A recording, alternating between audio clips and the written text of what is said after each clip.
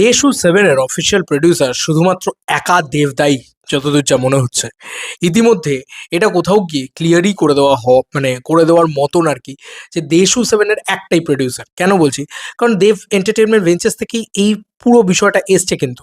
মানে শুভশ্রীদির যে পুরো কোয়েশ্চেন বা পুরো বিষয়, পুরো বক্তব্য যা এসছে, এই লেখাটা কিন্তু for the first time in history Dev and Subhashree Ganguly এ দেশু আর কামিং লাইভ লাভ বলছি, কিসব বলছি, সেগুলো live together for the first time drop in your question.